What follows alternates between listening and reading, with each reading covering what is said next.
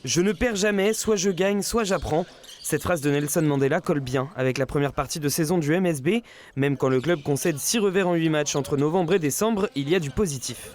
On a eu des matchs de très haut niveau qui ont fait progresser l'équipe, même s'ils ne se sont pas conclus par des victoires. On essaie toujours de ne pas être trop bas quand nos résultats ne sont pas exactement à la hauteur des espérances de l'extérieur en tous les cas. Et puis on ne s'emballe jamais quand on gagne. Depuis, Le Mans ne perd plus, 7 victoires de rang, la 5e place de Betclic Elite, à 1 ou 2 victoires du haut du classement et une présence sur tous les tableaux français et européens. Seuls Monaco et Lasvel, qui se rencontreront en Coupe de France, font aussi bien. On se souvient parfois des périodes un petit peu creuses, parfois des périodes un petit peu euphoriques, mais il faut aussi en être fier. Surtout que les moyens financiers ne sont pas les mêmes. Comment faire pour encore plus concurrencer ces grandes écuries ? Il manque 20 millions, peut-être quoi. Je sais pas. À 10, on peut faire quelque chose. Blague à part, Le Mans est dans le bon wagon.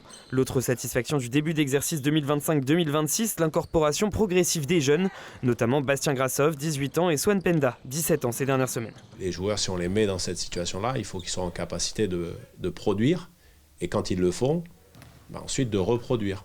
C'est intéressant pour bousculer aussi positivement le groupe de l'intérieur. Même si la quête du rebond et l'aspect défensif restent à travailler, pour les tangos, tous les voyants sont au vert, même au niveau économique. Cette année, on bat un record, voilà, clairement, de chiffre d'affaires partenaires privés. Donc ça, c'est la très bonne nouvelle et ça va encore s'améliorer évidemment avec la qualification au top 16. Vainqueur l'an dernier en Leaders Cup et finaliste en Coupe de France, le MSB aborde combatif la fin de saison. Le Lion veut continuer de rugir.